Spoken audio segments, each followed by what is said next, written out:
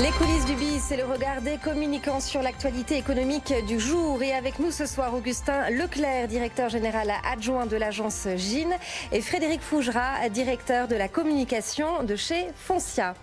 Et à la une, messieurs, de ce lundi, c'est le G7 qui touche à sa fin. Un sommet particulièrement chargé, avec au cœur des discussions le dossier du nucléaire iranien, la guerre commerciale entre Washington et Pékin, la taxe GAFA également. Mais avant d'aborder ces sujets, un mot de la conférence de presse commune donnée cet après-midi par Emmanuel Macron et Donald Trump. Entente réaffirmée, presque chaleureuse finalement entre les deux hommes. Écoutez.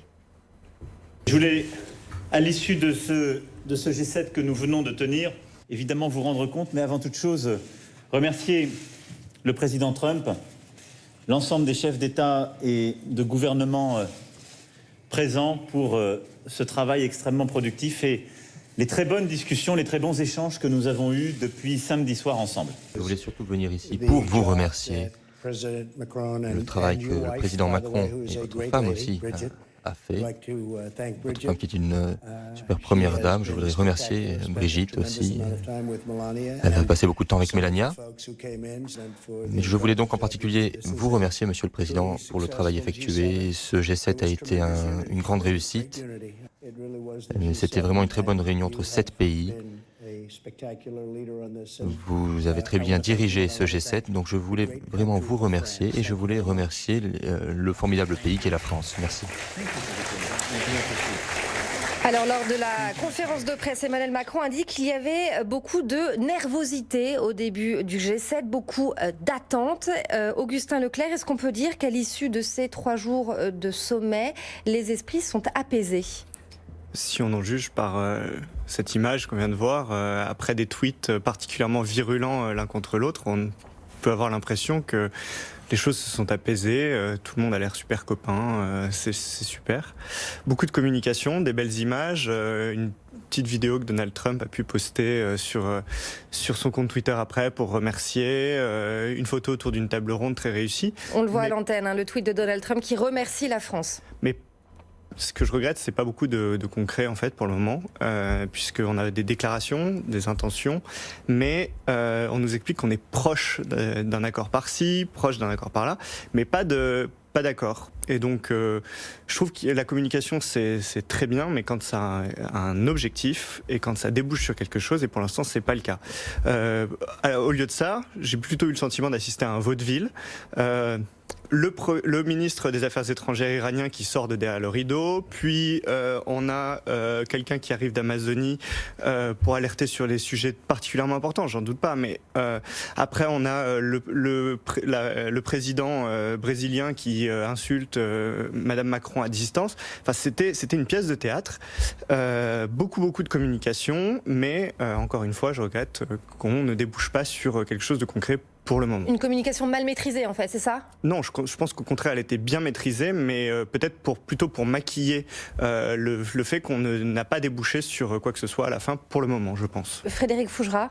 J'aime bien la comparaison avec le vaudeville, parce que j'avais pas du tout vu comme ça, mais effectivement, c'est une façon de le voir. Moi, j'ai pas exactement la même analyse ou la même façon de percevoir les choses. Un G7, c'est un temps fort médiatique, donc c'est normal qu'il y ait de la communication, et c'est pas nous communicants qui pourrions le regretter. C'est un temps fort médiatique, donc il faut qu'il y ait des images, il faut qu'il y ait des symboles. Donc on peut déplorer le fait qu'il n'y ait pas un grand texte signé comme d'habitude, mais la plupart du temps, c'est un grand texte relativement inaudible qui est préparé en avance sur tous les sujets sur lesquels tout le monde est d'accord, préparé par des conseillers, signé par les chefs d'État, et puis surtout, on évacue les questions compliquées, les questions difficiles. Là, pour une fois, je trouve qu'il y a eu des questions difficiles, il y a eu un vrai débat, de vraies discussions, et on n'était pas d'accord sur tout, et le président de la République, qui je trouve a très bien mené ce G7, alors c'est son rôle, c'était son rôle de président, mais parfois la présidence, elle est plus ou moins visible, plus ou moins forte. Là, il a joué avec ses doubles casquettes de président de la République française et membre du G7 et de président de ce G7. Et je trouve tout n'a pas abouti. Mais par exemple, sur l'accord sur l'Iran, Il y a eu des avancées. On voit une vraie avancée, donc de vraies évolutions, là où il y avait vraiment blocage. Sur la guerre commerciale, l'appel au dialogue entre la Chine et les États-Unis. Exactement, là il y a eu aussi évolution.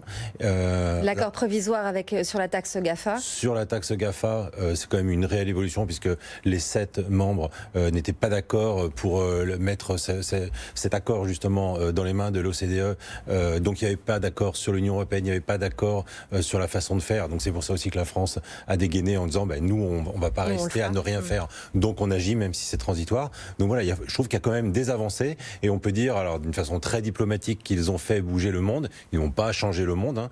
Comme le disait dans sa conférence, dans son interview sur France 2, changer le monde, c'est quand le monde est en guerre et qu'on signe un traité de paix. Sinon on change pas le monde pendant un sommet. Mais je trouve que vraiment les choses ont pu bouger. Et puis on peut aussi, je vois que certains reprochent le fait qu'il n'y ait pas eu d'avancée sur le Brexit. En même temps, c'était pas du tout le lieu.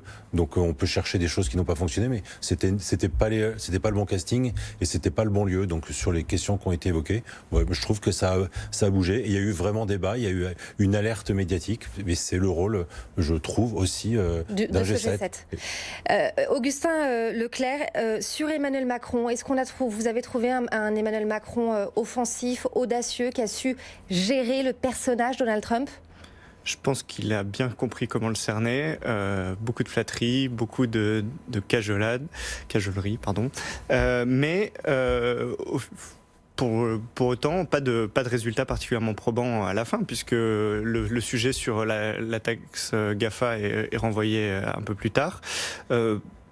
Bon, évidemment, ça a l'air apaisé, tant mieux, parce que la diplomatie, c'est pas la guerre. Hein. L'idée, c'est que les deux grandes puissances se parlent, mais j'y vois quand même beaucoup de communication, encore une fois, ce qui est... Ça me fait sourire parce que c'est deux grands professionnels de la communication, donc maintenant on attend les débouchés. Mais alors, sur le dossier du nucléaire iranien, Donald Trump s'est dit prêt à rencontrer son homologue Hassan Rouhani si les circonstances sont réunies. Merkel dit qu'il existe maintenant une atmosphère qui permet des discussions, tout cela en coordination avec les États-Unis, et c'est déjà beaucoup, c'est un grand pas en avant selon la chancelière. C'est quand même une belle opération pour Emmanuel Macron. C'est quand même une réussite, on peut le dire ?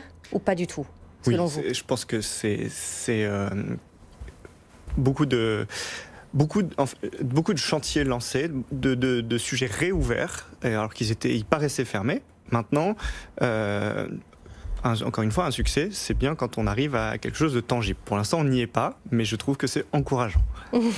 Frédéric Fougera, est-ce que vous considérez pour vous que c'est une victoire diplomatique pour Emmanuel Macron, là, sur le dossier iranien ? Non, alors quand même pas. Victoire diplomatique, c'est un peu fort. C'est une vraie avancée diplomatique. Ils ont décidé d'afficher, d'affirmer des convergences qui n'existaient pas auparavant. Donc il y a réellement cette avancée. On ne peut pas encore parler de victoire ou de succès diplomatique. Là, effectivement, il ne s'est encore rien passé. C'est juste une démarche de progrès qui débute. Alors sur la taxe GAFA, Emmanuel Macron a annoncé que la France a trouvé un très bon accord avec les États-Unis. Paris accepterait de suspendre sa taxe dès que l'OCDE aura trouvé un compromis sur une nouvelle fiscalité des géants du numérique. Là encore, on peut dire que c'est une avancée, Frédéric Fougera ?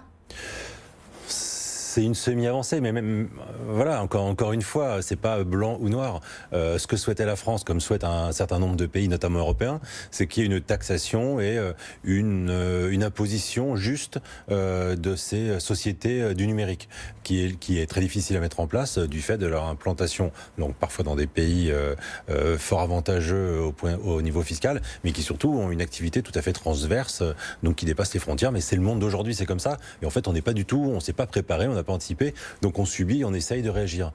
Donc ça, c'est la première chose. Donc la France, comme d'autres pays, souhaite ça. Ne voyant rien venir, comme je disais il y a 2 minutes, la France a pris les devants. Alors ce qui est dommage, c'est que pour le monde économique, c'est quand même très mauvais pour l'image d'un gouvernement de créer de l'instabilité ou de l'incertitude. On crée une taxe, on va la débuter, finalement elle va pas être appliquée, une autre va arriver, donc du coup les entreprises savent pas trop à quelle sauce ça va être mangé, et ça c'est toujours mauvais pour le monde économique. Mais voilà, de rien du tout, on part à une taxe française. française qui finalement va peut-être s'effacer au bénéfice d'une taxe plus mondiale et qui sera voilà, pilotée par l'OCDE.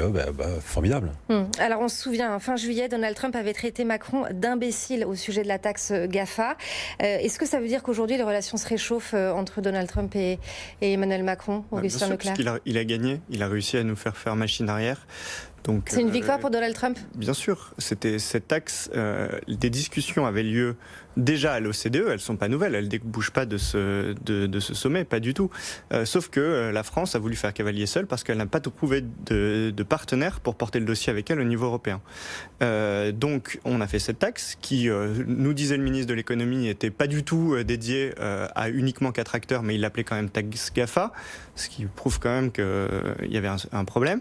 Et puis là, il se fait retirer le dossier, le ministre de l'économie, pour que ce soit porté par Emmanuel Macron, donc un désaveu, pour qu'on débouche sur une machine arrière de cette taxe qui était, encore une fois, à visée particulière, alors que la loi, ça doit avoir une visée générale. Donc on revient, la rivière revient dans son lit, mais à quel prix? Une guerre, en tout cas des tensions avec nos partenaires américains, je trouve que c'est absurde.